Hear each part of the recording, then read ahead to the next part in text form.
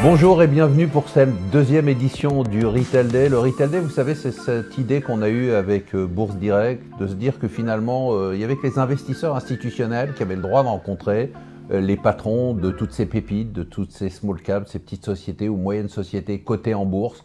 Et on s'est dit, pourquoi pas les actionnaires individuels? Bah oui, pourquoi pas les actionnaires individuels? Vous avez le droit aussi à votre Retail Day, à ces journées où on vous présente plusieurs sociétés. Aujourd'hui, on vous présente 7 pépites de la cote et on va commencer, on va frapper fort pour démarrer avec une société que vous connaissez bien qui est LDC. J'ai le plaisir de recevoir, bonjour Philippe Génin, tu es PDG de LDC. Bonjour. Alors évidemment je dis LDC, tout le monde connaît, mais enfin pour ceux qui ne connaissent pas, si tout le monde connaît, c'est quand même une référence, hein. Alors dis-nous quand même ce que tu fais.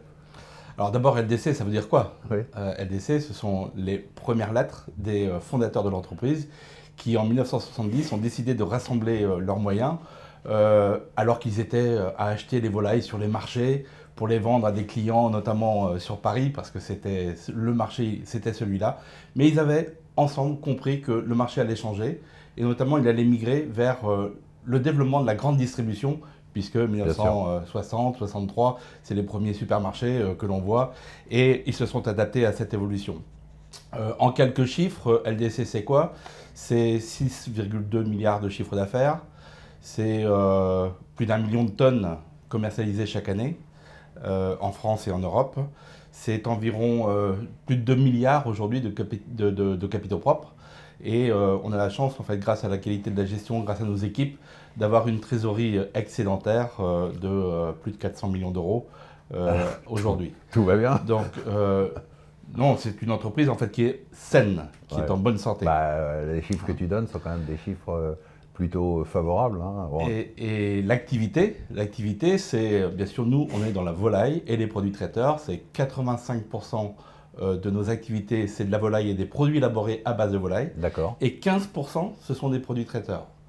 80% de notre activité est située en France et 20% est située à l'international ou des exports que l'on fabrique en France mais que l'on exporte aujourd'hui sur l'Europe. C'est 40% de nos ventes qui sont aujourd'hui uniquement orientées vers les produits élaborés, parce que c'est la tendance de consommation. Les consommateurs ont de moins en moins de temps pour cuisiner. Et 20% des volailles que nous produisons, et ceci globalement dans nos activités, que ce soit françaises et en Europe, ce sont des volailles en fait qui vivent à l'extérieur, qui croissent à l'extérieur, et ça on en est particulièrement fiers. 40% de nos volailles aussi sont des spécialités de volailles. Vous pourriez dire, LDC c'est du poulet. Non, ce n'est pas que du poulet, parce qu'on fait aussi de la dinde, du canard, de la caille, du pigeon. On fait toute une gamme de produits qui répondent à la demande et à la variété des consommateurs et qui fait aussi toute la spécificité non seulement d'LDC, mais aussi de l'offre française sur le marché européen. Et LDC, nous travaillons avec des marques. La marque Loué, que tout le monde connaît. Tout le monde connaît. Et on a aussi la marque Le Gaulois, la marque Maître Coq, et pour les produits traiteurs, bien entendu, la marque Marie.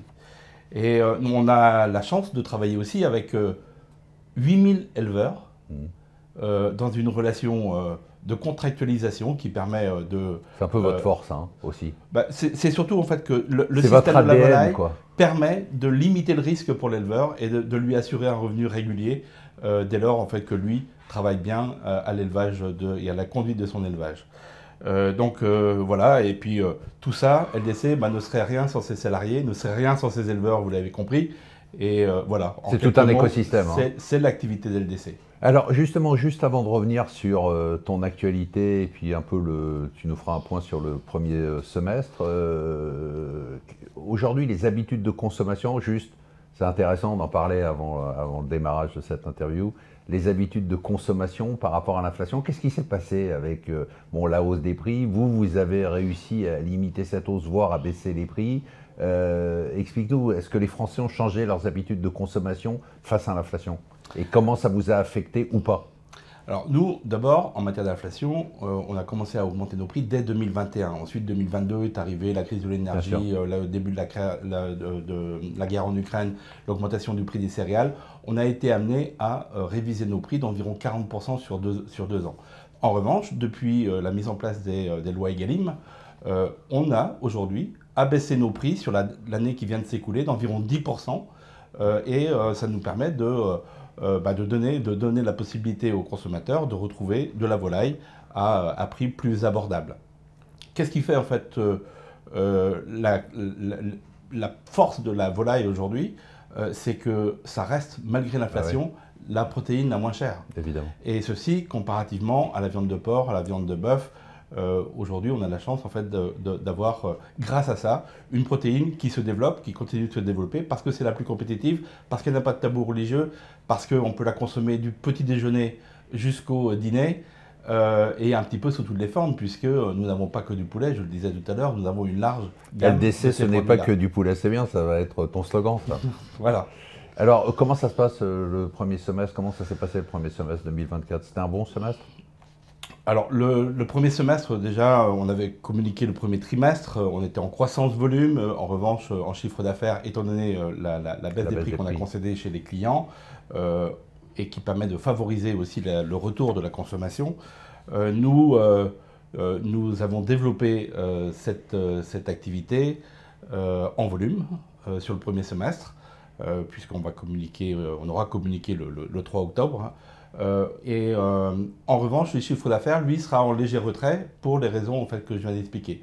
Une croissance volume à la fois en France, mais aussi à l'international sur la partie volaille, et une croissance volume aussi pour la partie traiteur, et de manière tirée par la dernière croissance externe que nous avons faite avec le rachat de DSL au groupement Intermarché. Et alors que globalement, on voit en fait que malgré l'inflation, on tient nos volumes sur la famille traiteur. Donc c'est plutôt une confirmation de ce que nous avions annoncé et que nous avons réalisé. Super. On a pas mal de questions aussi de personnes qui nous ont envoyé des questions avant ce webinaire. Vous avez affiché la barre, l'objectif des 7 milliards d'euros en 2026. C'est quoi les facteurs de croissance qui vont vous permettre de les atteindre? D'abord, tu es confortable avec cet objectif? Alors, bien sûr, nous, notre objectif, c'est la première croissance, celle qui est la plus économique, c'est celle en fait, qui est faite en organique, c'est-à-dire par nos propres équipes de vente, par nos propres activités commerciales. Mais nous avons aussi eu une activité de croissance externe assez soutenue ces derniers temps, pour lequel d'ailleurs nous attendons un certain nombre de retours de l'autorité de la concurrence afin d'intégrer. Mais on a eu 1er août la confirmation pour Idlic-Pol en Pologne, c'est quand même une entreprise de 200 millions d'euros de chiffre d'affaires en Pologne. On vient d'avoir aussi la confirmation pour Conspol en Pologne toujours, qui fait 35 millions d'euros et que nous sommes dès maintenant en train de lancer l'intégration. Et nous sommes toujours en discussion avec l'entreprise Pierre Martinet qui représente 230 millions d'euros. Voilà. Donc on va y être quoi, 7 milliards en 2026.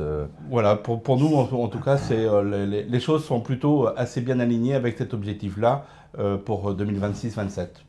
Alors LDC, c'est une société qui fait beaucoup de choses pour les actionnaires individuels. C'est quoi ta vision d'abord de l'importance des actionnaires individuels pour ton actionnariat et puis pour le développement futur et la valorisation du groupe? Alors aujourd'hui, nous, déjà les actionnaires individuels, ça fait maintenant 2 ans et demi en fait que j'ai pris la direction générale du groupe et avec mon équipe, on a décidé de renforcer notre communication régulière vis-à-vis en fait de ces actionnaires individuels. C'est d'ailleurs pour ça qu'on est là aussi aujourd'hui. C'est voilà, à la fois au travers d'une lettre semestrielle aux actionnaires qui est adressée à tous ceux en tout cas qui ont bien voulu nous transmettre les coordonnées pour lui adresser, mais aussi un webinaire semestriel que l'on organise avec les structures de Roland pour faire en sorte que nous puissions accéder à ces gens-là. On a aussi tout récemment, au mois de mai, annoncé la division du titre et depuis hier matin, le titre a été divisé par 2, mais le nombre des actions a été multiplié par 2. Ceci aussi pour faciliter l'accès à l'action LDC, un peu plus de liquidité et un montant beaucoup plus accessible en fait, pour l'actionnaire individuel. C'est vrai que c'est très important. Est-ce que tu as l'impression que, j'aime bien poser cette question aux gens que je reçois, mais est-ce que tu as l'impression que la bourse perçoit bien ce que vous êtes?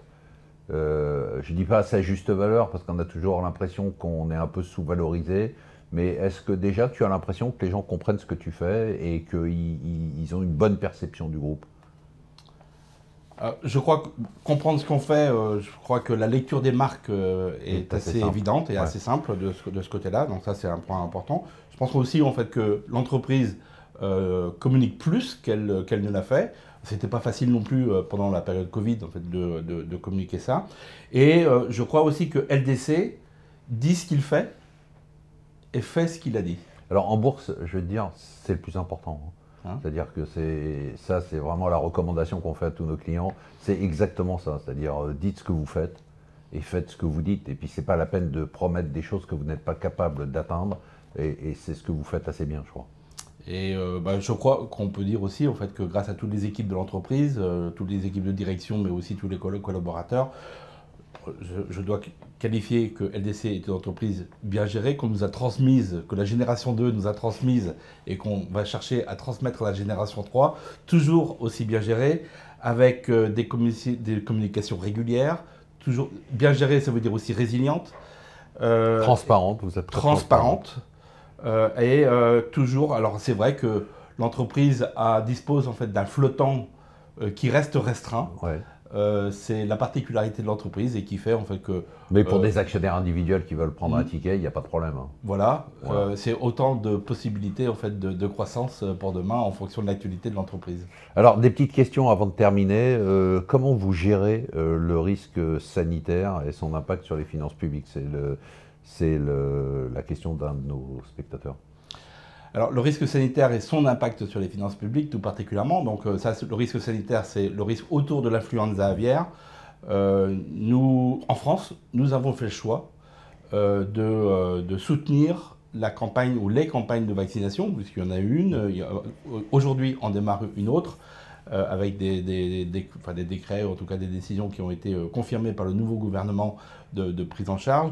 L'objectif, c'est de faire en sorte que nous maîtrisions ce virus que l'on ne voit pas et qui vient beaucoup par la faune sauvage. Et ce virus, il est partout.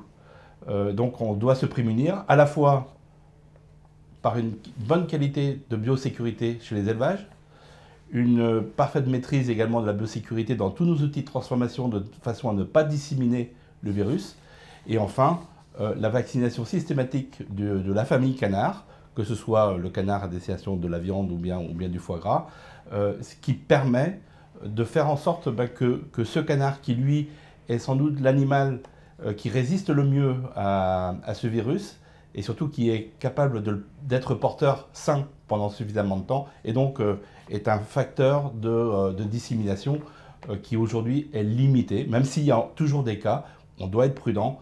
Et c'est géré, mais vous restez vigilant. Oui, on est obligé de rester vigilant. Encore en tout début de semaine, il y a eu un 5e cas tout récemment dans le Nord Finistère. Donc vigilance, prudence. Et dernière question, c'est quoi votre stratégie, nous pose un spectateur, c'est quoi votre stratégie par rapport à la pression des importations de volailles, notamment de pays à bas coût? Alors aujourd'hui, en France, un poulet sur 2 consommé en France est importé. Donc le leader en France, c'est pas LDC. C'est l'importation. C'est incroyable. Faut vraiment en fait, que l'on soit conscient de ça. On s'en rend pas compte. Et cette importation, elle provient à la fois d'Europe, mais aussi en fait, de pays tiers comme le Brésil, l'Ukraine ou bien la Thaïlande par exemple. Donc nous, notre principale défense, et ce que nous faisons avec nos marques, c'est de défendre l'origine française des produits. LDC, c'est né, élevé et transformé dans le pays là où nous sommes. Nous sommes en France, bien sûr. C'est ce que nous prenons. Et quand on est en Pologne, on fait exactement la même chose, mais en étant polonais. Et quand on est en Hongrie, on fait exactement la même chose. Et on pense que les consommateurs sont aujourd'hui suffisamment conscients de leur rôle économique par leur acte d'achat individuel. Philippe, merci beaucoup. Je rappelle que tu es PDG de LDC. C'est vraiment une pépite. Alors, merci d'abord pour ta transparence. Bravo pour ce que vous faites. Et puis, on espère que ça va continuer. Tu reviendras nous expliquer comment la situation évolue. Et puis, on fêtera les 7 milliards ensemble. Merci beaucoup et bien sûr, ce sera avec plaisir. Et à bientôt.